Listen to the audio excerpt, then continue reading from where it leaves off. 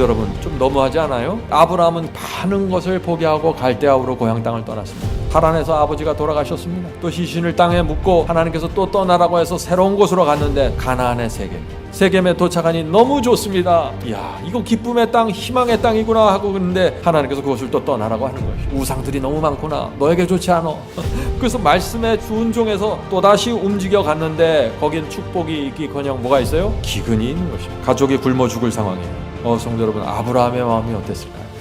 하나님의 말씀을 쫓아가는데 주변에 일어나는 상황들을 보면은 아브라함은 절망할 수밖에 없는 것입니다. 그런데 이 아브라함은 여기까지 성공적인 생애를 사는 것입니다.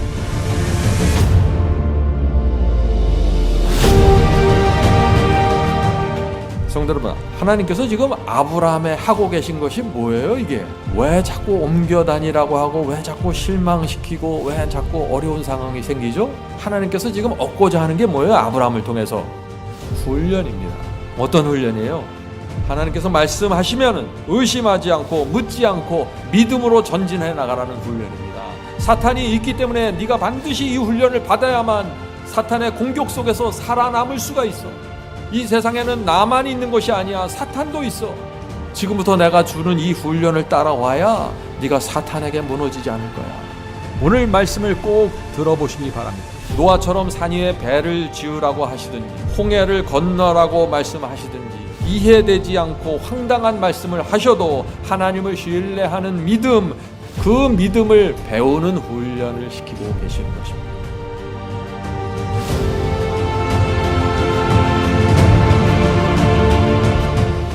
우리가 나누는 이 아브라함의 이야기를 통해서 천사들이 마음에 기쁨이 생기고 하나님께서 참 영광받게 되길 제가 간절히 바랍니다. 오늘 많은 분들이 아브라함을 오해합니다. 아브라함에 대해서 이런 생각을 갖고 있습니다. 여러분, 아브라함을 보세요. 믿음의 조상 아브라함도 아내를 누이라고 속였습니다. 아들을 주겠다고 하나님의 약속하셨는데 그 약속을 불신하고 하갈을 취해서 이스마엘을 낳았습니다. 인간은 다 그렇게 약한 것입니다. 그래서 우리는 주님을 믿는 믿음으로만 구원받는 것입니다. 아브라함의 이야기를 우리가 이렇게 해석하면 될까요? 아브라함도 아내를 누이라고 속였으니 나도 그래야지. 아브라함도 하나님의 약속을 불신하고 하갈을 취했으니 나도 그런 엄청난 잘못을 해도 다 구원받겠지. 믿음의 조상도 그랬는데 내가 이렇게 사는 건 너무나 당연한 거야. 이런 논리로 가면 안 되는 것입니다. 그것은 창세기의 그 아브라함의 이야기를 전혀 오해한 것입니다. 그것은 하나님의 마음을 전혀 모르는 것이에요. 그래서 오늘 우리가 아브라함의 이야기를 살펴보는 것입니다. 아브라함 이야기는 하나님께서 한 사람을 부르셔서 그 사람의 인생을 통해서 믿음이 무엇인지 가르쳐 주셔서 결국 모리아산에 세워주시는 것입니다. 그것은 하나님의 능력과 하나님의 승리입니다. 부족하고 넘어지고 쓰러질지라도 하나님의 말씀을 붙잡고 전진하면은 하나님께서 반드시 모리아산의 믿음으로 인도하신다는 것이 아브라함의 이야기입니다. 그래서 우리가 아브라함의 이야기를 통해서 용기를 갖게 되는 것입니다. 야곱도 마찬가지입니다. 아브라함만 그런 것이 아니에요. 야곱의 이야기도 마찬가지입니다. 야곱은 장자권을 받기 위해서 거짓말했습니다. 아브라함처럼 치사한 사람이었어요. 그러나 에서의 복수를 피해서 야밤에 도망갔죠. 그러나 하나님께서 그 야곱을 불쌍히 보시고 야곱의 긴 방랑의 삶을 통해서 그를 믿음의 사람으로 세워주십니다. 야복강 앞에서 이스라엘이라는 이기는 자라는 새로운 이름을 주시는 것입니다. 하나님의 승리입니다. 성도 여러분, 이 구약 성경에 나오는 믿음의 노독들의 이야기는 사람의 승리가 아니라 하나님의 승리 이야기입니다. 요셉도 하나님의 승리이고 다윗도 하나님의 승리입니다. 솔로몬 이야기도 하나님의 승리입니다. 이렇게 수많은 사람들 속에서 하나님께서 승리하시는 역사가 이루어지는데 동시에 사단이 또 이기는 이야기도 있다는 것입니다. 그렇죠? 사울 왕은 사탄에게 끌려갔습니다. 가론 유다도 사탄에게 끌려갔습니다. 수많은 사람들이 사탄에게 무너져 버렸습니다. 그래서 하나님과 사탄의 전쟁이 치열하게 벌어지고 있는데 어떤 사람은 하나님에 의해서 승리의 길을 가고 어떤 사람은 무너져 버린다는 것입니다. 그것이 성경 이야기입니다. 성도 여러분, 저와 여러분의 생애는 어떻습니까? 저와 여러분의 생애에서 지금 어느 분이 누가 승리하고 계십니까? 이것이 이것이 중요하죠. 오늘 우리가 하나님께서 이 아브라함을 인도하시는 최종 목적지가 어디인가를 살펴볼 것입니다.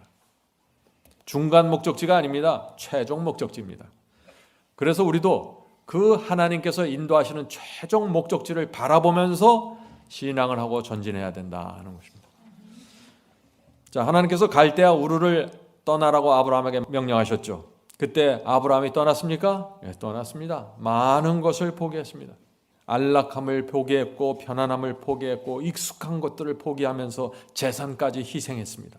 놀라운 믿음의 결정이었습니다. 그래서 하나님께서 아브라함을 갈대아 우르에서 빼내서 하란으로 인도하십니다. 오늘 우리가 아브라함이 간 발자취를 살펴볼 것입니다.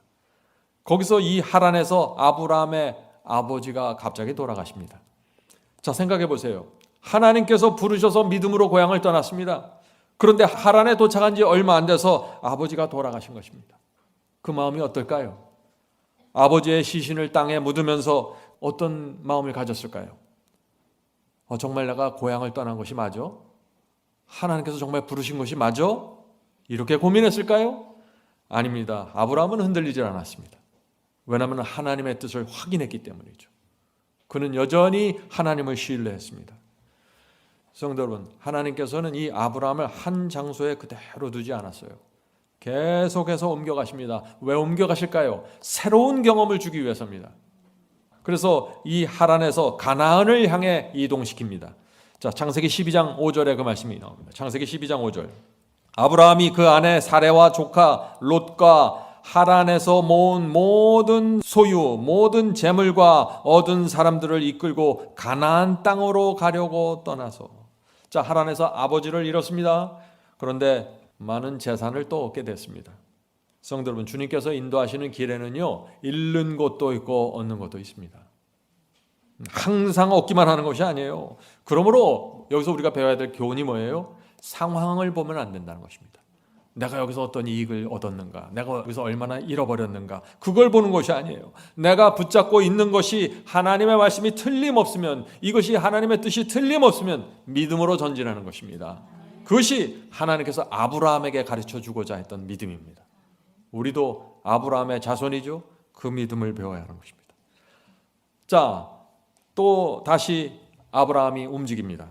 가나안 땅의 세겜에 도착합니다. 그것은, 이 세겜은 아름다웠고 아주 풍요로운 곳이었습니다. 그래서 이 아브라함이 어떤 생각을 했을까요? 하나님께서 나를 고향에서 빼내서 이 아름답고 좋은 곳을 주려고 나를 인도하셨구나 라고 생각했겠죠. 비록 하란에서 아버지가 돌아가셨지만은 하나님께서 원하시는 곳은 바로 이곳이구나 하고 큰 기쁨을 받고 바라봤을 것입니다. 그런데 문제가 또 생깁니다. 어떤 문제일까요? 이 세겜이라는 곳은요, 우상 숭배자들이 지배하고 있었던 곳입니다. 그 곳곳에 우상들이 세워져 있었어요. 자, 질문을 드립니다. 하나님께서 아브라함에게 어떤 지시를 주실까요? 이 세겜에서 어떤 지시를 줄까요? 세겜에 살라고 하실까요? 세겜을 떠나라고 하실까요? 떠나라고 하시는 것입니다. 아브라함이 이번에도 하나님의 명령에 순종할까요? 아브라함은 어떤 결정을 할까요? 장소가 바뀌면서 이 아브라함은 계속해서 결정을 해야 되는 것입니다. 성도 여러분, 입장을 좀 바꿔보세요. 여러분이 정말 비옥하고 아름다운 땅을 찾았습니다. 돈을 잘 벌 수 있는 곳입니다. 그런데 하나님의 뜻이 아니라는 사실이 밝혀졌어요. 어떻게 해야 돼요? 떠나야 되는 것입니다. 그것이 아브라함과 같은 생애입니다. 아브라함은 하나님께서 떠나라고 하실 때 한 번도 왜요? 라고 묻지 않았습니다. 내가 왜 떠나야 됩니까? 묻지 않았습니다.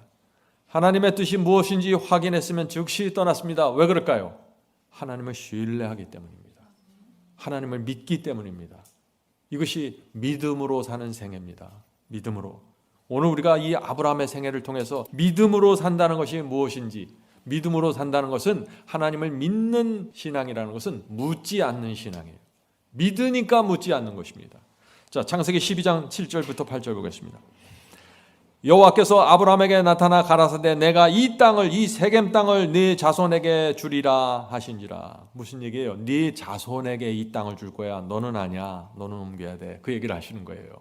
계속해서 읽어보죠. 그가 자기에게 나타나신 여호와를 위하여 그곳에 단을 쌓고 거기서 베델 동편산으로 옮겨 장막을 치니 선은 베델이요 동은 아이라. 그가 그곳에서 여호와를 위하여 단을 쌓고 여호와의 이름을 부르더라. 자, 이 아브라함은 장소를 옮길 때마다 독특한 특징이 나타납니다. 뭐예요? 여호와를 위해서 단을 쌓고 여호와의 이름을 부르는 것입니다. 평생 이 아브라함이 생애를 보면요, 평생 하나님의 뜻대로 옮겨 다닙니다. 그래서 새로운 곳에 가면 항상 단을 쌓고 주변 사람들에게 여호와의 이름을 선포하는 것입니다. 이것이 아브라함의 생애였습니다. 그래서 히브리서는 이것을 나그네라고 부르는 것입니다. 나그네. 이 아브라함의 생애를 잘 보셔야 됩니다. 히브리서 11장 13절입니다. 이 사람들은, 히브리서 11장은 믿음의 장이죠. 믿음의 조상들, 아브라함과 믿음의 조상들은 다 믿음을 따라 죽었으며 약속을 받지 못하였을 때 그것들을 멀리서 보고 환영하며 또 땅에서는 외국인과 나그네로 증거하였으니. 이것이 아브라함의 삶이었습니다. 성도 여러분, 이 세상은 영원한 곳이 아닙니다. 스쳐 지나가는 곳입니다. 어떻게 해요? 스쳐 지나가는 곳입니다. 그래서 우리가 이 하늘 도성을 바라보면서 걸어가는 것입니다. 그것이 외국인이요 나그네의 생활입니다. 이 세상에 좋은 곳도 있고 안 좋은 곳도 있지만 스쳐 지나가는 것입니다. 마음의 상처를 크게 받지 마세요. 너무 많은 것을 기대하지 마세요. 우리는 가라고 하면 가고 떠나라고 하면 떠나면서 가는 곳마다 제단을 쌓고 여호와의 이름을 부르면서 살아가는 사람들입니다. 성도 여러분, 여러분들이 가라고 해서 갔기 때문에 여기 오신 것입니다. 말씀의 인도를 받으시는 것입니다. 아브라함의 생입니다. 그것이. 자, 이 세겜과 베델을 이제 아브라함이 또 떠납니다. 정말 좋은 땅인데 하나님께서 가라고 하시니 또 놔두고 가는 것입니다. 하나님께서 이 아브라함을 또 어디로 인도하실까요? 창세기 12장 9절부터 10절입니다. 점점 남방으로 옮겨갔더라. 자, 하나님께서 이 아브라함을 남쪽으로 옮겨가십니다. 점점 남방으로 옮겨갔더라. 그 땅에 기근이 있으므로 아브라함이 애굽에 우거하려 하여 그리로 내려갔으니. 자, 남쪽으로 갔는데 거기 기근이 있어서 더 남쪽으로 애굽으로 가게 됐다는 것이죠. 이는 그 땅에 기근이 심하였습니다. 성도 여러분, 참 이건 좀 너무하지 않아요? 많은 것을 포기하고 갈대아우로 고향 땅을 떠났습니다. 하란에서 아버지가 돌아가셨습니다. 또 시신을 땅에 묻고 하나님께서 또 떠나라고 해서 새로운 곳으로 갔는데 떠난 곳이 뭐예요? 가나안의 세겜입니다. 세겜에 도착하니 너무 좋습니다. 풍요롭습니다. 그런데 하나님께서 야, 이거 기쁨의 땅, 희망의 땅이구나 하고 그런데 하나님께서 그것을 또 떠나라고 하는 것이에요. 우상들이 너무 많구나. 너에게 좋지 않아. 또 떠나라는 것이죠. 그래서 말씀에 순종해서 또다시 움직여 갔는데 거긴 축복이 있기커녕 뭐가 있어요? 기근이 있는 것입니다. 가족이 굶어 죽을 상황이에요. 그 자리에서 못 있습니다. 성도 여러분, 아브라함의 마음이 어땠을까요? 아브라함의 마음. 하나님의 말씀을 쫓아가는데 그 상황에 주변에 일어나는 상황들을 보면은 아브라함은 절망할 수밖에 없는 것이에요. 그런데 이 아브라함은 여기까지 성공적인 생애를 사는 것입니다. 성도 여러분, 하나님께서 지금 아브라함에 하고 계신 것이 뭐예요? 이게 왜 자꾸 옮겨 다니라고 하고 왜 자꾸 실망시키고 왜 자꾸 어려운 상황이 생기죠? 하나님께서 지금 얻고자 하는 게 뭐예요? 아브라함을 통해서 훈련입니다. 어떤 훈련이에요?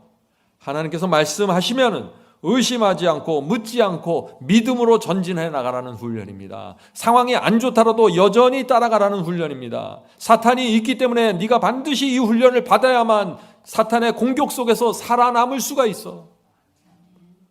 이 세상에는 나만 있는 것이 아니야. 사탄도 있어. 지금부터 내가 주는 이 훈련을 따라와야 네가 사탄에게 무너지지 않을 거야. 노아처럼 산 위에 배를 지으라고 하시든지 홍해를 건너라고 말씀하시든지 이해되지 않고 황당한 말씀을 하셔도 하나님을 신뢰하는 믿음, 그 믿음을 배우는 훈련을 시키고 계시는 것입니다. 성도 여러분, 우리가 어떻게 해야 돼요? 하나님의 말씀을 내 짧은 소경과 머리로 판단하시면 큰 문제에 빠집니다. 이 말씀은 동의하지만 저 말씀에는 내가 동의하지 못하겠습니다. 이런 신앙으로 가면 하나님의 인도하심을 받지 못해요. 그냥 고향 땅 떠났다가 세겜에서 머물든지 하란에서 머물든지 그냥 중간지에서 그냥 머물고 거기다 뿌리 박고 끝나는 것입니다. 모리아산까지 가지 못한다는 것입니다. 성도 여러분, 우리는 아브라함의 자손이 되어야 됩니다. 그렇죠? 우리가 지난 시간에 배웠습니다. 우리는 아브라함의 자손입니다. 갈라디아 3장 29절 보겠습니다. 너희가 그리스도의 것이면 곧 아브라함의 자손이요 약속대로 유업을 이룰 자니라. 우리는 그리스도의 소유입니다. 우리는 그리스도 안에 거하는 사람들입니다. 주님을 믿는 사람들입니다. 아브라함의 자손이라는 것입니다. 그러면은 아브라함의 자손이면은 아브라함이 받은 훈련을 받으면서 아브라함의 믿음을 배워가야 되는 것입니다. 그것이 아브라함의 자손이 되는 길입니다. 자, 그래서 요한복음 8장에 예수께서 유명한 말씀을 하셨죠. 요한복음 8장 39절입니다. 예수께서 이르시되 너희가 아브라함의 자손이면 아브라함이 행한 일을 할 것이거늘. 분명하죠? 누구든지 아브라함의 자손이면 아브라함의 행한 일을 하라는 것입니다. 아브라함의 믿음으로 살아가라는 것입니다. 자, 그래서 마태복음 3장 9절부터 10절에 또 이런 말씀이 있는 것입니다. 예수님의 말씀입니다. 속으로 아브라함이 우리 조상이라고 생각하지 말라. 내가 너희에게 이르노니 하나님이 능히 이 돌들로도 아브라함의 자손이 되게 하시리라. 유대인들에게 하는 말씀이죠. 너희가 하나님께 마음을 바치고 순종하지 않으면서 아브라함의 자손이라고 주장하지 말라는 것입니다. 하나님의 능력이 임하면 이 돌들도 아브라함의 자손이 될 수 있어. 계속해서 읽어보죠. 이미 도끼가 나무 뿌리에 놓였으니 좋은 열매, 이 좋은 열매가 뭐예요? 아브라함의 자손이 되는 열매예요. 아브라함의 믿음을 갖는 그 열매, 그 좋은 열매를 맺지 아니하는 나무마다 찍혀 불에 던지우리라. 성도 여러분, 하나님께서 우리에게 기대하는 것이 무엇인지 정확하게 보셔야 돼요. 신앙을 할 때 목적지가 정확해야 됩니다. 그래야 혼돈하지 않는 거예요. 자, 아브라함의 얘기를 다시 보겠습니다. 아브라함이 이제 풍요로운 땅 세겜을 떠나 남쪽으로 내려간데 기근을 만났습니다. 그래서 기근을 피하기 위해서 어디를 갑니까? 애굽으로 갔습니다. 근데 애굽에서 또 기가 막힌 일이 생깁니다. 자, 그 말씀을 보죠. 창세기 12장 11절과 13절입니다. 그가 애굽에 가까이 이를 때 그 아내 사레더러 말하되 나 알기에 그대는 아리따운 여인이라 애굽 사람이 그대를 볼 때 이르기를 이는 그의 아내라 하고 나는 죽이고 그대는 살리리니. 무슨 얘기예요? 난 처음에 이 말씀을 읽고 부인을 칭찬하는구나 했더니 그게 아니잖아요. 예? 당신이 너무나 예뻐서 문제가 될 것 같아. 당신을 뺏으려고 나를 죽이려고 할 것 같아. 지금 그 얘기를 하는 거죠. 자, 원컨대 그대는 나의 누이라 하라. 예? 자, 미리 공모하자 하는 거죠. 그리하면 내가 그대로 인하여 안전하고 내 목숨이 그대로 인하여 보존하겠노라 하리니. 아브라함이 지금 뭘 얘기하는 거예요? 당신은 내 아내지만 애굽 사람들에게 당신을 누이라고 소개합시다. 그래야만 내가 살 수 있습니다. 그래서 이 아브라함이 자기가 살기 위해서 이 아내를 애굽 왕에게 넘겨주는 이 장면이 나옵니다. 이 정도면은 어때요? 바닥에 떨어진 거죠. 참 이상하지 않아요? 아브라함의 생애를 잘 보면 이상합니다. 지금까지 전혀 흔들리지 않고 왔습니다. 정말 믿음의 조상다운 모습을 보여주셨어요. 그런데 갈대아 우르를 떠날 때, 하란을 떠날 때, 세겜을 떠날 때, 기근의 땅을 떠날 때 아브라함은 흔들리지 않았습니다. 그리고 그때마다 제단을 쌓고 여호와의 이름을 크게 불렀어요. 그런데 애굽에 가면서 무너졌다는 것입니다. 왜 이런 문제가 생겼을까요? 지금까지의 아브라함 모습과 너무나 다릅니다. 이유가 무엇입니까? 하는 질문을 던지는 것입니다. 일관성입니다. 아직 아브라함의 신앙에 확고한 일관성이 세워지지 않았습니다. 사실 실제 많은 분들에게 이런 문제가 있는 것입니다. 어떤 때는 놀라운 신앙으로 하나님을 찬양합니다. 그런데 다음 주에 만나보면 참담하게 무너져 있습니다. 아브라함의 이야기입니다. 신앙이 손바닥 뒤집듯이 뒤집히는 것입니다. 왜 그럴까요? 아직 신앙이 한결같이 유지되는 훈련이 부족했다는 것입니다. 훈련이 필요한 것입니다. 그래서 하나님께서 이 아브라함을 붙잡고 계속해서 가는 것입니다. 성도 여러분, 아직 어떤 상황에서도 하나님을 믿고 의지하는 믿음이 자리 잡지 못했습니다. 애굽인들이 모여와서 위협하니까 금방 무너져 버린 것입니다. 아브라함도 그래서 이 애굽에서 무너지고 참 어려운 일이 된 것입니다. 자, 질문을 드리죠. 질문입니다. 아내를 누이라고 속인 이 아브라함의 마음이 어땠을까요? 결국 나중에 문제가 해결됐어요. 애굽 왕이 아내를 돌려줬습니다. 근데 아브라함이 이 문제 어떻게 해결했을까요? 사후 처리 말이죠. 여기 우리 교회 남자 성도님들이 여러분 계신데 만약 여러분이 아브라함과 같은 잘못을 했으면 어떻게 하시겠어요? 어떻게 이 문제를 처리하시겠습니까? 예? 지금 아내를 넘겨줬는데 자기 살려고 어떻게 처리하시겠어요? 요즘 같으면 쫓겨나죠. 예? 요즘 같으면 쫓겨나는 상황인데 아브라함이 정말 얼마나 창피했겠어요. 끔찍합니다. 평생 아내에게 머리 숙이고 살아야죠. 아브라함의 종들이 아브라함 주인 아브라함을 어떤 눈으로 바라봤을까요? 수근수근했을 것입니다. 성도 여러분, 이것을 이해해야 됩니다. 알곡도 넘어지고 가라지도 쓰러집니다. 알곡과 가라지 모두 넘어지고 쓰러집니다. 그런데 알곡과 가라지가 그렇다면 차이가 무엇이냐 하는 것입니다. 가라지는 쓰러졌을 때 교훈을 배우질 못합니다. 자신의 부족함이 뭔지 모르는 거예요. 회개하지 않습니다. 그래서 성장하지 않습니다. 가라지는 쓰러져요. 계속 쓰러지는데 성장하지 못해요. 그러나 알곡은 다르다는 것입니다. 알곡은 넘어졌을 때 회개합니다. 자신의 부족함을 뼛속 깊이 느끼면서 묵상합니다. 내가 왜 무너졌지? 여기서 내가 무엇이 내 문제인가? 고민하는 것입니다. 아브라함이 어떻게 했을까요? 아브라함이 회개하고 아내에게 사죄하지 않았겠어요? 종들에게 자신의 부족함을 인정하고 용서를 비료했을 것입니다. 성도 여러분, 그래서 아브라함이 성장했던 것입니다. 아브라함의 인생에 전혀 죄가 없고 전혀 부족함이 없어서 모리아산에 쓴 것이 아니라 남들 앞에 내놓을 수 없는 참담함이 있었고 유치함이 있었는데 아브라함은 회개했고 그 속에서 깊은 교훈을 받으면서 성장했던 것입니다. 아브라함의 신앙입니다. 사탄은요, 아브라함이 무너질 때마다 무서운 공격을 합니다. 아내를 누이라고 속였을 때 사탄이 아브라함의 귀에다 대고 뭐라고 말했을까요? 야, 너 이게 말이 되니? 너 같은 사람이 하나님을 믿는다고 어떻게 말할 수 있냐? 너 이런 식으로 하려면 왜 갈대아우를 떠났어? 아브라함의 가장 아픈 곳을 사탄이 속삭였을 것입니다. 그러나 아브라함은 포기하지 않았습니다. 왜요? 하나님을 알았습니다. 용서해 주시는 하나님, 그 하나님의 사랑과 자비를 바라보면서 다시 일어난 것입니다. 계속해서 하나님의 인도를 따라가기로 결정한 것입니다. 성도 여러분, 이것이 알곡입니다. 알곡, 하나님의 사랑과 자비를 보면서 주의 인도를 따라가는 것입니다. 그래서 이 하나님께서 이 아브라함을 데리고 모리아산까지 갈 수 있었던 것이에요. 하나님이 억지로 끌고 갈 수 없는 길입니다. 이 길은. 성도 여러분, 아브라함의 신앙이 어떻게 형성되었는지 잘 보세요. 내 삶에서 내 신앙에서 무엇이 빠져 있는지 잘 보시라는 얘기입니다. 그래야만 아브라함의 자손이 되는 것입니다. 그래야만 아브라함을 닮은 그리스도인이 될 수 있는 것이에요.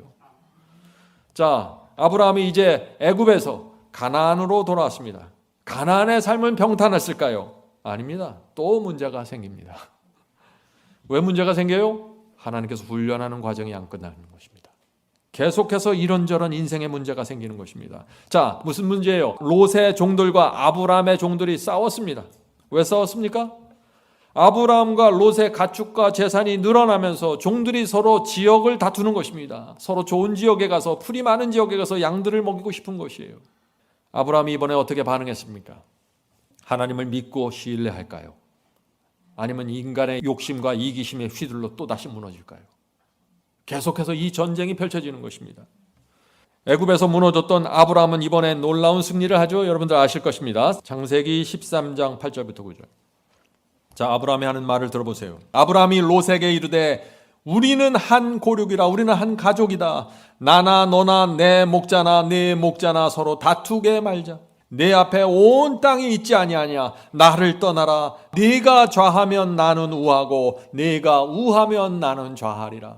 유명한 말씀이죠. 아브라함의 아름다운 신앙이 여기서 올라오는 것입니다. 이 땅인가 저 땅인가 결정하는 것은요, 재산의 크기를 결정하는 거예요. 앞으로 그 땅은 땅값이 오를 땅이에요. 지금 내가 갈 땅은 땅값이 내려가는 땅이에요. 움직이지 않아요. 이 땅은. 이때 먼저 선택권을 주겠다는 얘기예요. 자, 질문을 드립니다. 네가 좌하면 나는 우하고 네가 우하면 나는 좌하리라 하는 이 아브라함의 이 말은 사탄에게 큰 타격을 주었습니다. 왜 그럴까요? 이 아브라함의 생애를 하나님과 사탄의 전쟁의 측면에서 지금 바라보고 있는 것입니다. 성경의 모든 이야기는 그렇게 바라보는 것입니다. 사탄이 아브라함이 어떤 땅을 선택하기를 원했을까요? 네, 좋은 땅, 소돔성 쪽의 땅을 취하기를 원하신 거죠. 아브라함을 소돔성 안으로 끌고 가서 거기서 완전히 무너뜨리기를 원한 것입니다. 그래서 종들 사이에 싸움을 붙여놓고 둘 중에 헤어지게 만들고 누구든지 소돔을 선택하도록 만든 것입니다. 그런데 기득권자는 누구예요? 아브라함이었습니다. 아브라함이 어른이었어요. 갈대아 우르를 떠나서 여기까지 온 것은 아브라함이 리더십을 행해서 온 것입니다. 그러니까 사탄의 머릿속에서는 다 자기가 들 줄 알고 아브라함이 틀림없이 소돔 쪽의 비옥한 땅을 선택할 거야. 이 전략을 세운 것이죠. 사탄의 그 계획이 성공하면 어떤 일이 생깁니까? 사탄의 이 계획이 성공하면 아브라함을 믿음의 조상으로 세우셔서 그 이후에 수천 년 동안 나오는 사람들에게 아브라함을 하나의 모본으로 세우고자 하는 하나님의 계획이 좌절되는 것입니다. 그것을 알았던 것입니다. 그런 상황에서, 바로 이런 상황에서 아브라함이 롯에게 놀라운 양보를 하는 것이죠. 우리는 가족이지 다투지 말자. 네가 좌하면 나는 우로 갈 것이고 네가 우하면 나는 좌할 것이야. 성도 여러분, 이런 일들이 우리 인생에 여러 번 옵니다. 인생에서 중요한 문제를 결정할 때 조심해야 됩니다. 사탄이 던진 미끼를 물면은 소돔성으로 끌려간다는 것입니다. 롯이 어떤 땅을 선택했어요? 롯이 노른자 땅을 선택했겠죠. 소돔성 쪽에 있는 땅입니다. 아름답고 비옥한 땅이에요. 소돔은 고급스러운 문화가 있었습니다. 땅값이 크게 오를 수 있는 곳이에요. 성도 여러분, 이런 인생길을 가다가 이런 탐나는 노른자가 나타났을 때 조심해야 된다는 것입니다. 하나님의 뜻을 바라보지 않고 생각 없이 덕섭 잡으면 무너진다는 것입니다. 자, 이 롯의 문제를 들여다보면요, 여기 아내 문제가 깊이 연결되어 있죠. 기억하시죠, 여러분? 예수께서 뭐라고 하셨어요? 롯의 처를 기억하라. 롯의 처는 세속적이었습니다. 욕심이 많았어요. 소돔의 문화와 삶을 동경했습니다. 그래서 롯의 처는 아브라함이 먼저 땅을 선택하라고 하자 기다리지 않고 남편 옆구리를 찌른 것이죠. 빨리 선택해요. 소돔이 최고입니다. 저쪽으로 가야 됩니다. 우리 교회는 이 롯의 처 같은 자매님들 안 계시겠죠? 안 계셔야 됩니다. 우리가 여기서 뭘 볼 수 있냐면요, 아내의 역할이 중요하다는 것입니다. 롯이 우물쭈물하고 우유부단하더라도 아내가 딱 옆구리 붙잡고 있었으면 정확하게 봤을 것이에요. 남편이 세상 깊이 들어가면 아내가 붙잡아줘야 됩니다. 아내가 기도와 말씀으로 살지 않으면요, 남편을 잡아줄 수가 없습니다. 아내가 경건하지 않으면 롯의 처처럼 되는 것입니다. 가족이 무너집니다. 저는 지금까지 살아오면서요, 아내의 신앙이 얼마나 중요하다는 사실을 여러 번 느낍니다. 그건 모든 사람의 거의 마찬가지예요. 아내 때문에 아내의 신앙이 무너지면서 가정이 무너지는 것입니다. 성도 여러분, 이 부부가 뭡니까? 부부는 서로 돕는 자가 되어야 되는 것입니다. 남편이 욕심 부릴 때 아내가 붙잡아주고, 아내가 욕심 부릴 때 남편이 붙잡아줘야 되는 것입니다. 그것이 부부입니다.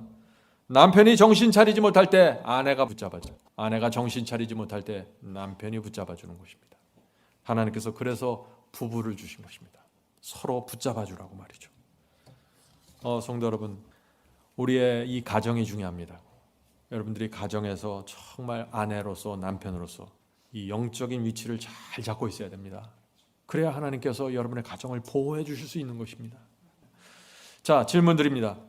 롯의 가정이 처음부터 소돔성에 들어가서 살았습니까? 하는 질문입니다. 롯의 가족은 어떻게 무너지게 되었나요? 창세기 13장 2절입니다.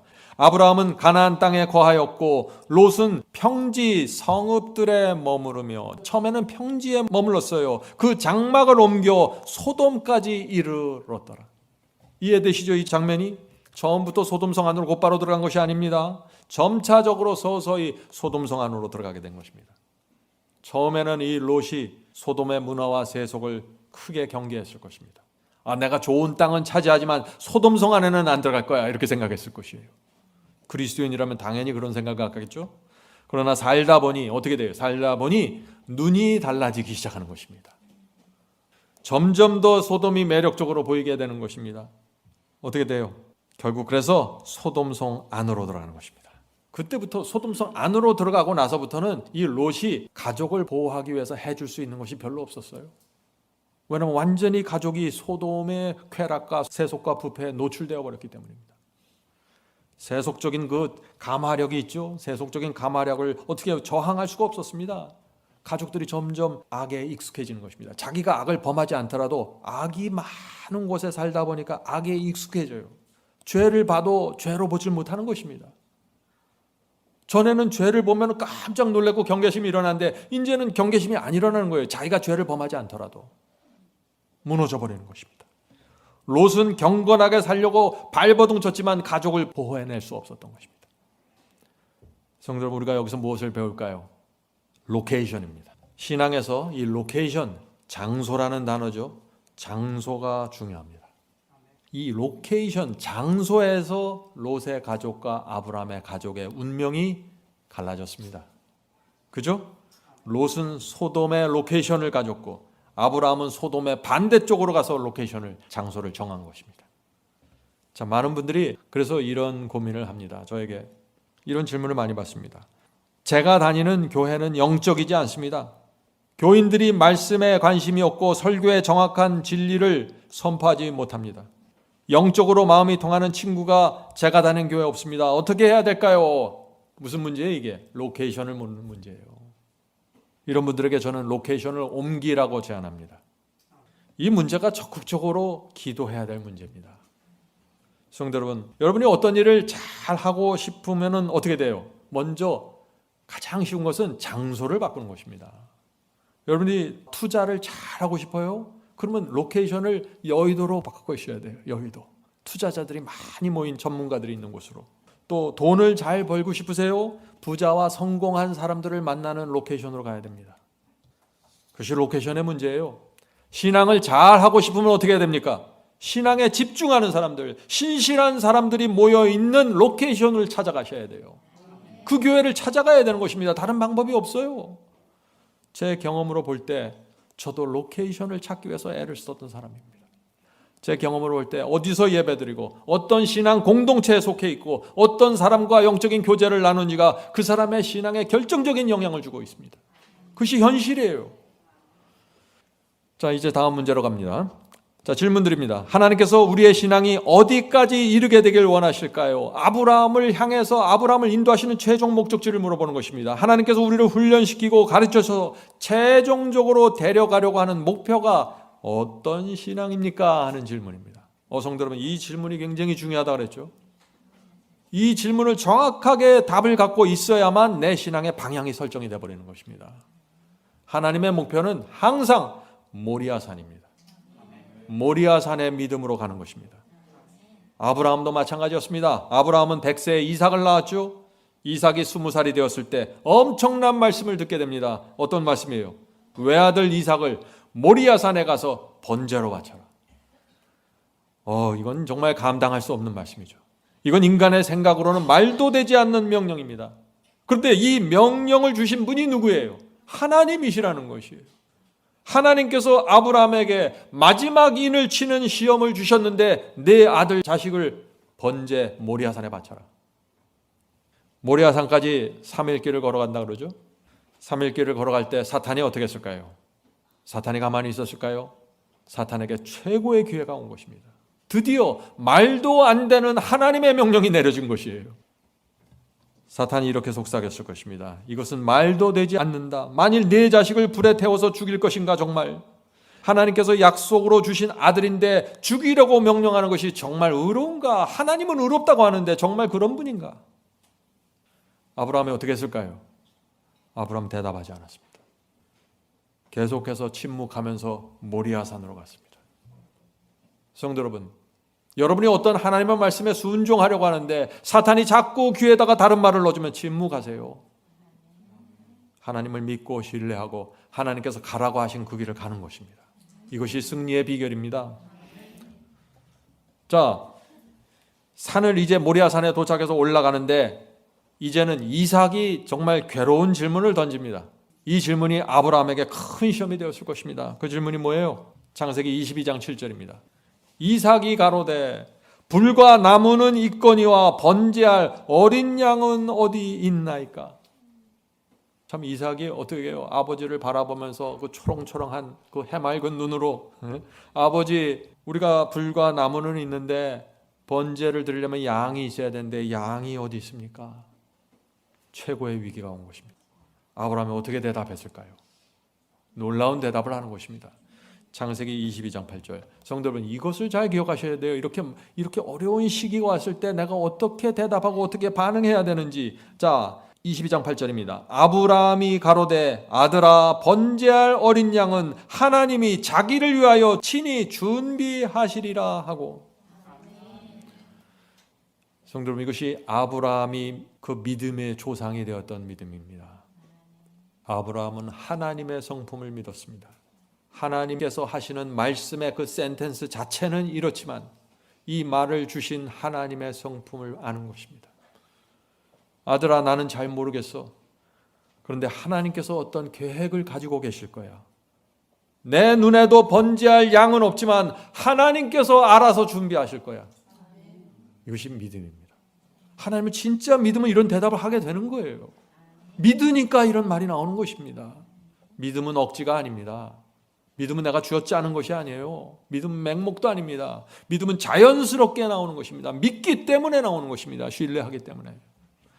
성도 여러분, 하나님께서 원하시는 믿음이 뭔지 잘 보세요. 하나님의 말씀이라면 무조건 전적으로 신뢰하는 믿음. 그 믿음을 갖는 것이 우리 인생의 목적입니다. 우리가 왜 이 땅에 태어났습니까? 이 믿음을 갖기 위해서 태어난 거예요. 어떻게 우리가 하나님을 믿을 수 있어요? 하나님은 말씀하시면 지구를 만드시고 말씀하시면 지구 옆에 달을 붙여놓는 분이에요. 능력의 하나님입니다. 그런데 그 능력의 하나님이 당신 자신의 아들을 십자가에 매달고 우리를 구원하기로 결정하셨어요. 이런 상황에서 믿음이 생기지 않는다면 누구를 믿고 살겠어요, 이 세상에. 그래서 전적으로 믿는 것입니다. 전적으로. 그런데 이 믿음을 가지려면요, 하나님의 뜻을 분별하는 분별력을 가져야 됩니다. 믿음은 맹목적이 아니에요. 분별해야 됩니다. 진리를 분별하고 예언을 분별하고 말씀을 분별하면서 믿음을 발휘해야 되는 것이에요. 아무렇게나 믿는 것이 아닙니다. 자, 로마서 12장 2절 보겠습니다. 너희는 이 세대를 본받지 말고, 이 세대를 본받지 말라. 이 악한 세대를 본받지 말라. 이 세상에 얼마나 재미있어요. 쾌락이 있고 재미가 있고 엔터테인먼트가 있고 얼마나 좋아요. 따라가고 싶잖아요. 그런데 이 세대를 본받지 말라는 것입니다. 방법이 있습니다. 두 가지입니다. 첫째, 오직 마음을 새롭게 함으로 변화를 받아. 새 마음을 받으셔야 됩니다. 하나님께서 주시는 새 마음. 그 마음이 어떻게 생겨요? 하나님을 믿으니까 생기는 마음이에요. 하나님을 믿지 않으면 이 세대를 본받고 싶어요. 그런데 하나님의 말씀을 믿으니까, 신뢰하니까 나에게 새로운 마음이 생긴 것입니다. 이제는 이 세대가 싫어지는 것입니다. 두 번째, 하나님의 선하시고 기뻐하시고 온전하신 뜻이 무엇인지 분별하도록 하라. 성도 여러분, 분별해야 됩니다. 아브라함이 갈대아 우르와 하란과 세겜에서 하나님께서 말씀하실 때 하나님의 뜻을 분별하고 움직였습니다. 그래서 하나님께서 말씀하시고 명령하시면 그것이 하나님의 선하시고 기뻐하시고 완전하신 뜻으로 분별하면서 움직였던 것입니다. 그래서 믿음으로 순종할 수 있는 것이에요. 하나님께서 말씀하셨는데 이것이 선하지 않고 이것이 기쁜 것이 아니라 이것이 완전하지 않다고 내가 느끼면 어떻게 되겠어요? 못 따라가요. 그런데 지금 바울은 얘기하는 것입니다. 하나님의 선하시고 하나님의 기뻐하시고 온전하신 뜻이 무엇인지 분별하라. 이것을 분별하면 믿음은 자연히 온다는 것입니다. 자, 그런데 아브라함이 잘 따라오다가 애굽 사람들이 사라에게 욕심을 내자 그때 아브라함이 하나님의 뜻을 분별했어요? 분별하지 못했다는 것이에요. 하나님의 선하시고 아름답고 완전하신 뜻을 분별하지 못하면서 무너져버린 것입니다. 사라가 아브라함에게 여보 더 늦기 전에 후처를 얻으세요. 나는 아들 못 낳습니다. 기억하시죠? 그렇게 유혹했을 때 하나님의 선하시고 기뻐하시고 완전하신 뜻을 아브라함이 발견했습니까? 분별하지 못했어요. 그래서 무너진 것입니다. 성도 여러분, 아브라함은 하나님의 뜻을 분별하지 못할 때마다, 하나님의 말씀을 정말 완전하시고 선하시고 정말 귀한 것으로 분별하지 못할 때마다 쓰러지고 넘어지고 인생의 쓴맛을 보게 된 것입니다. 중요한 진리입니다. 하나님의 뜻을 분별하셔야 돼요. 근데 그냥 분별하는 것이 아니라 그 하나님의 말씀이 정말 선한 것이고 하나님의 마음에 기쁨을 주는 것이고 온전한 것이라는 사실을 분별해야 된다는 것입니다. 아브라함이 이걸 배운 것입니다. 그래서 이제 가서 아들 이삭을 모리아산에서 번제로 드리라고 하나님께서 말씀하셨는데 이 세상 모든 것을 이해하지 못했는데 아브라함은 그것을 어떻게 분별했다고요? 그것을 하나님의 선하시고 하나님 마음에 큰 기쁨이 되고 하나님 마음에 완전하신 것으로 분별하고 받아들였다는 것입니다. 그래서 침묵하고 가는 것이에요. 성도 여러분, 하나님의 말씀과 계명을 이런 마음으로 받아들인다면 순종하지 못할 게 뭐가 있겠어요? 이것은 하나님의 성품과 그분의 자비하심과 그분의 능력을 우리가 이해할 때 자연스럽게 열매로 맺어지는 것입니다. 자, 질문 드립니다. 하나님의 모든 말씀을 하나님의 선하시고 기뻐하시고 완전하신 뜻으로 분별하고 순종하는 이 믿음이 왜 중요할까요? 여러분도 이제 아시겠죠? 왜 중요한지. 이렇게 하나님의 말씀을 신뢰하면 어떤 상황에서도 하나님의 말씀과 계명을 신뢰하고 순종하게 되는 것입니다. 이를 악물고 순종하는 것이 아니에요. 너무나 자연스럽게, 너무나 당연하게 가는 것입니다. 이런 상태로 들어가 버리면 사탄이 어떻게 돼요? 꼼짝 못해요. 사탄이 그 사람을 건드릴 수가 없어요. 더 이상 흔들어댈 수 없는 상태로 들어가 버리는 것입니다. 이것이 인침받는 상태입니다. 여러분, 오늘 말씀 중요합니다. 인침이 어떻게 이루어지는지 보셔야 돼요. 무슨 이런 행위 저런 행위 뭔가 잔뜩 쌓아갖고 인침받는 거 아니에요. 믿음으로 받는 것이 믿음으로. 성도 여러분, 아브라함은 갈대아 우르를 떠나서 수십 년 동안 하나님을 따라갔는데 결국 이 흔들리지 않는 믿음을 배운 것입니다. 하나님께서 한번 말씀하시면 반드시 무조건 순종하는 것이 내 인생의 최고의 행복이라는 사실, 그런 믿음을 갖게 된 것이에요. 그래서 외아들 이삭을 번제로 바치라는 명령을 받았을 때도 그것을 하나님의 선하시고 기뻐하시고 완전한 뜻으로 받아들이게 된 것입니다. 여기서 내가 잘못 생각하면 옛날 했던 그 실수 내가 반복하지 정신 바짝 차린 것이죠. 성도 여러분, 하나님께서 아브라함의 인생을 통해서 모리아 산까지 인도하셨다는 사실을 여러분들 보십니까? 우리도 거기까지 가야 하는 것입니다. 그것이 우리를 향한 하나님의 목적지입니다. 거기가 종착역이에요. 어떤 사람은 그 종착역을 20살에 들어가서 남은 인생을 평강 속에서 살아갈 수 있고, 어떤 사람들은 인생의 마지막까지 가게 되는 것입니다. 어떤 사람은 끝날 때까지 배우질 못해요. 하나님께 대한 이 천적인 신뢰와 믿음을 말이죠. 자, 질문 드립니다. 아브라함과 이삭이 모리아산에 올랐을 때 두 사람 사이의 분위기가 어땠을까요? 어떤 분위기가 흘렀을까요? 궁금하죠? 지금 제사를 지내려고 번제를 지내려고 하는데 양이 없어요. 불도 있고 나무도 있는데 둘이서 서로 얼굴 쳐다보지 않았겠어요? Patriarch Prophet 152페이지에 정말 감동적인 말씀이 나옵니다. 지정된 장소에 이르렀을 때 아브라함과 이삭은 제단을 쌓고 그 위에 나무를 올려놓았다. 그 후에 아브라함은 떨리는 음성으로 하나님의 기별을 아들에게 알렸다. 이삭은 그의 운명을 알고 두려워하고 놀랐으나 아무 저항을 하지 않았다. 만약 이삭이 번제단의 희생제물이 되기를 거절했더라면 자신의 운명을 피할 수 있었다. 집을 떠나 3일 동안 깊은 투쟁을 하면서 모리아산에 오른 이 늙은 아버지는, 아브라함 120세 된 아버지는 혈기왕성한 아들의 뜻을 꺾을 수는 없었다. 이삭이 못 받겠다고 아버지 팔 딱 잡으면 어떡하겠어요? 번제단 안 올라갈 수 있는 거예요. 꺾을 수는 없었을 것이다. 그러나 이삭은 유년 시절부터 즉시 신뢰하고 순종하도록 훈련되어 있었다. 이삭은 아브라함의 자손이라는 것입니다. 하나님의 뜻이 무엇인지 알면은 신속하게 순종하는 훈련, 이것입니다. 영어로 prompt obedience입니다. 신속한 순종입니다. 성도 여러분, 이것을 배우셔야 돼요. 우물쭈물하고 시간 질질 끌면서 이거 해야 됩니까 말아야 됩니까 하다가 무너지는 것입니다. 사탄의 마음속에 확 불신을 넣어주면서 말이죠. 하나님의 목적이 자신에게 알려졌을 때 이삭은 자원해서 순종하였다. 그는 아브라함의 믿음을 가진 사람이었으므로 자신의 생명을 하나님께 제물로 드리도록 부르심을 받은 것을 영광으로 생각하였다.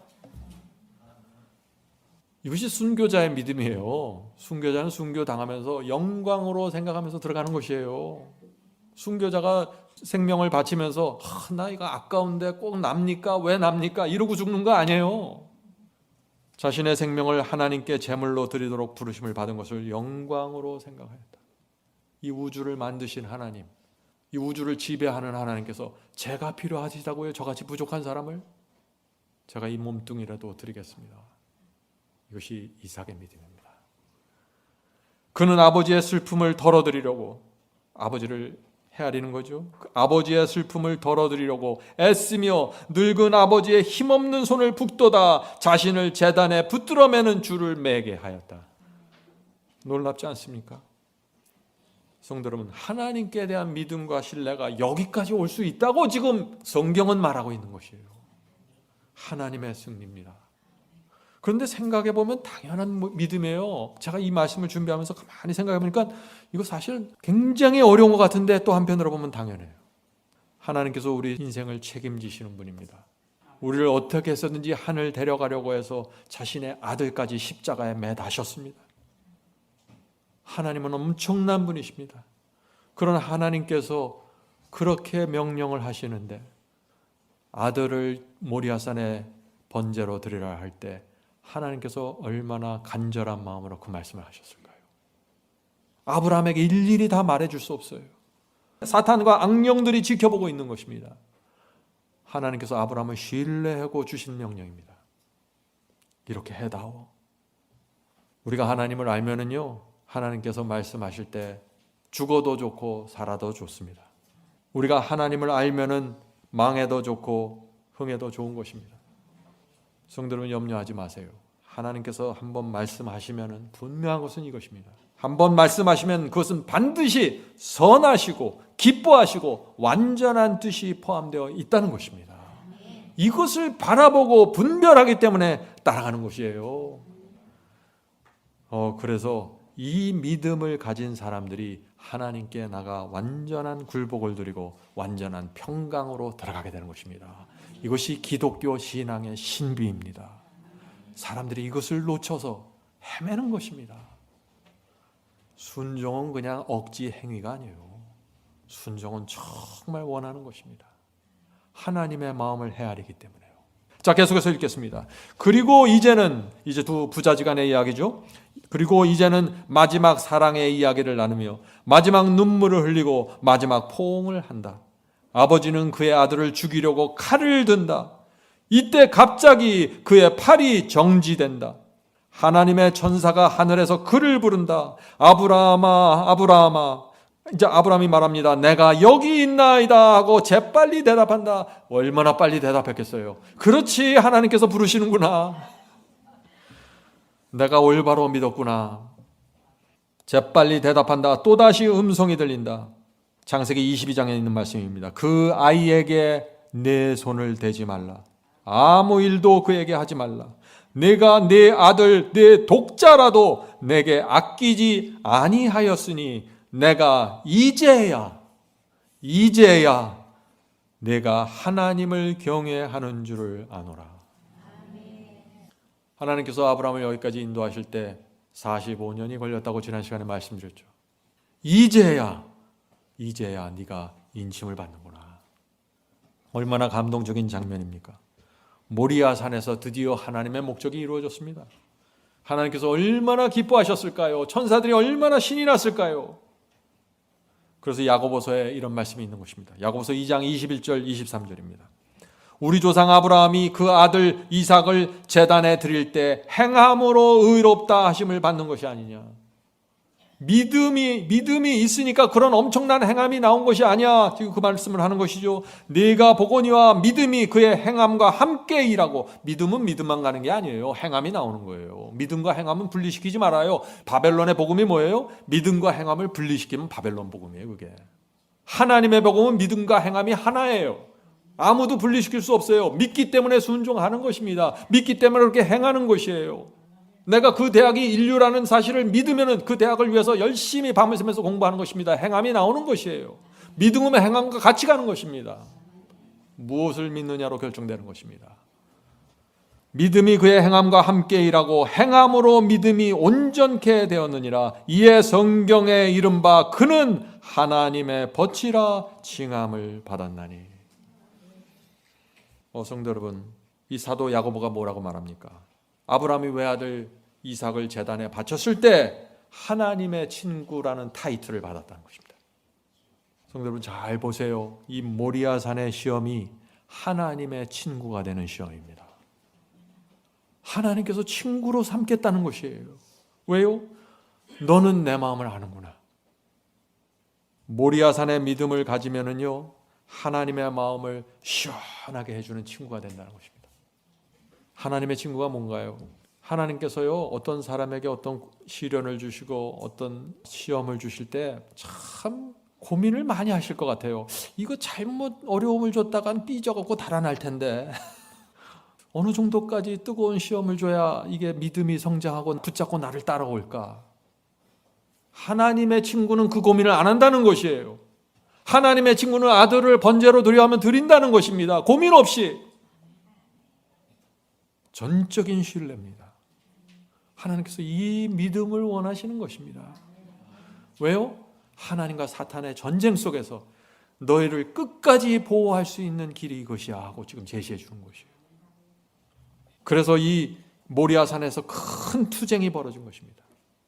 내가 이제야 네가 하나님을 경외 하는 줄을 아노라 라고 말씀하셨을 때 하나님께서 아브라함에게 해주신 말씀일 뿐만 아니라 이 사탄을 향해서 온 우주 앞에서 선언하신 것입니다. 어떻게 선언해요? 이것입니다. 이것이 내가 원하는 신앙이야. 바로 이것이야. 누구든지 나를 믿고 따라오면 내가 여기까지 인도해서 아브라함의 후손으로 만들 것이야. 사탄의 어떤 공격에도 흔들리지 않는 백성을 만들어낼 거야. 그 증거가 모리아산의 아브라함이야. 이렇게 말합니다. 우리는 지구 역사의 마지막에 살고 있습니다. 마지막 환란을 바라보게 되는 것입니다. 다니엘과 요한계시록은 모두 지금이 마지막 때라고 말하고 있습니다. 7교회 예언에서도 마지막 교회고 7인에서도 마지막 인이고 7나팔에서도 마지막 나팔이고 모든 예언이 마지막을 가리키고 있습니다. 이 마지막 환란이 시작이 되면은 모리아산의 투쟁이 일어나는 것입니다. 모리아산의 투쟁입니다. 사탄이 지구 역사 최고의 압박을 가할 것입니다. 온 세상이 하나님의 성도들의 신앙과 믿음을 이해하지 못할 것입니다. 저들은 왜 저렇게 믿는 거야? 이해하지 못할 것이에요. 온 세상이 사탄의 정신을 드러낼 것입니다. 성도들을 극렬하게 미워하고 증오하게 될 것이에요. 그 자세한 공부는 바이블 칼리지에서 하세요. 자세하게 되어 있습니다. 그때 그런 이 세상이 그렇게 돌아갈 때 모리아산의 아브라함을 기억하시라는 것이에요. 모리아산의 아브라함. 아브라함이 아들까지 바치면서 끝까지 견디고 충성하는 시험을 받았던 것처럼 마지막 때, 마지막 환란 때 우리도 끝까지 충성하는 시험을 받게 될 것입니다. 사탄은 우리 가족들을 붙잡고 흔들어낼 수도 있어요. 아브라함의 시험이 나타나는 것입니다. 모리아산의 시험이. 성도 여러분, 그때 우리가 무엇을 기억해야 돼요? 아브라함을 기억하면서 하나님의 선하시고 기뻐하시고 온전하신 뜻이 무엇인지 분별해야 되는 것입니다. 예언을 이해하는 사람들은 분별하게 될 것입니다. 짐승이 누구이고 짐승의 표가 무엇인지 분별해야 돼요. 그때는. 지금은 몰라도 티가 안 나죠. 그때 모르면 금방 티나요. 무너져 버려요. 하나님의 인이 무엇이고 짐승의 표를 어떻게 거절해야 하는지 분별해야 되는 것입니다. 분별하는 사람들은 승리할 것입니다. 이 문제는 제가 바이블 칼리지에서 자세히 다뤘습니다. 여러분들 꼭 공부하셔야 됩니다. 예수께서 재림하십니다. 여러분의 운명이 달려있는 성경 공부가 이것입니다. 자, 질문 드립니다. 자, 그렇다면 하나님께서 왜 모리아산에 성전을 세웠습니까? 솔로몬의 성전이 모리아산에 세워졌죠? 그 이유가 무엇이냐 하는 얘기입니다. 아브라함이 이삭을 번제로 드린 그 자리에 하나님께서 솔로몬에게 명하셔서 예루살렘 성전을 지으라고 명하셨잖아요. 그렇죠? 왜 거기에 세워졌느냐 하는 질문입니다. 성전에 예배드리러 오는 자들이 아브라함의 믿음을 기억하면서 나오라고 거기에 지으신 것입니다. 외아들까지 바친 아브라함의 믿음을 갖고 나와서 예배드리자. 나의 친구가 되는 그 믿음을 갖고 나와 예배드리자. 여러분은 오늘 어떤 마음으로 예배드리러 나오셨습니까? 내가 가장 아끼고 사랑하는 것을 하나님께 번제로 바치고자 하는 그 믿음, 그 믿음과 헌신을 갖고 예배당에 오셔야 되는 것입니다. 그래야 하나님의 친구가 돼서 아름다운 예배가 이루어질 것입니다. 그것이 예루살렘 성전이 모리아산에 세워진 이유입니다. 성도 여러분, 이 성전은 모리아산입니다. 여러분은 지금 모리아산에 오신 것입니다. 아브라함의 믿음을 기억하면서 말이죠. 그럴 때마다 우리가 매 예배 때마다 깊은 감동과 깊은 은혜를 갖고 감사를 갖고 나오게 되는 것이에요. 성도 여러분, 하나님께서 이 마지막 환란이 오기 전에 어떤 사람들을 준비시킨다고 했죠? 요한계시록 7장과 14장의 예언에 누굴 준비시킵니까? 마지막 환란이 오기 전에 14만 4천을 준비시킨다고 했습니다. 어떤 사람들이 14만 4천이에요? 오늘 답이 나왔죠? 아브라함의 자손들입니다. 아브라함의 믿음을 닮은 사람들이에요. 하나님의 말씀이라면 흔들리지 않는 사람들입니다. 모리아산까지 올라가는 사람들입니다. 그래서 여러분이 매주일 예배드리러 올 때 모리아산으로 간다는 마음으로 오시면은 여러분은 마지막 환란을 위한 준비가 끝나는 것입니다. 자, 마지막 때 하나님께서 이 14만 4천을 아브라함의 자손들을 온 우주 앞에 들어 올리면서 이렇게 선포하시는 것입니다. 들어보세요. 여기에 아브라함의 후손들이 있다. 그들은 아브라함처럼 연약했지만 내가 말씀과 성령으로 변화시켰다. 그들의 믿음은 아브라함을 닮았다. 그들은 내 말을 존중히 여겼고 내 이름과 명예를 위해서 모든 것을 바쳤다. 짐승의 표가 온 세상에 강요되고 그 표를 거절하는 사람은 몇이든지 죽이라는 압박이 가해졌지만 아브라함의 후손들은 승리했다. 그들을 통해서 사탄의 거짓이 드러났다. 사탄은 지난 수천 년 동안 인간은 하나님의 말씀과 계명을 순종할 수 없습니다, 충성할 수 없다고 주장했지만 아브라함의 후손들을 통해서 사탄의 말이 거짓이라는 사실이 드러났다. 이제 사탄은 죄에 대한 모든 책임을 지고 지옥불로 들어가라. 이것이 하나님의 마지막 선언입니다. 성도 여러분, 지구 역사에서 마지막 세대가 나타납니다. 이들은 승리하게 될 것입니다. 아브라함의 믿음을 갖고 말이죠. 하나님께서 승리하시고 사탄은 패배합니다. 이것이 예언이에요. 여러분 누구 편에 서겠습니까? 나는 패배한 자의 편에 서고 싶지 않습니다. 하나님께서 승리하실 때 나도 승리하길 원합니다. 성도 여러분, 지금 하나님께서 아브라함을 자손을 모으시고 계십니다. 아브라함을 닮은 사람들로 준비되어야 합니다. 성령께서 우리를 아브라함의 자손으로 인쳐주시기를 제가 간절히 바랍니다. 하늘에 계신 저희들의 아버지, 아브라함의 생애를 통해서 믿음이 무엇인지 보여주시고 하나님께서 한 인간을 훈련시키시는 방법을 보여주시니 감사합니다. 주여, 저희가 오랫동안 잘 몰랐습니다. 말씀이 펼쳐지면서 이제 저희가 깨닫게 됩니다. 주여, 저희가 주께서 인도하시는 그 길을 가기 원하오니 도와주시옵소서. 저희가 하나님을 믿는다고 말했지만 하나님의 마음을 몰랐습니다. 이제 전적으로 주님을 신뢰합니다. 주님을 믿습니다.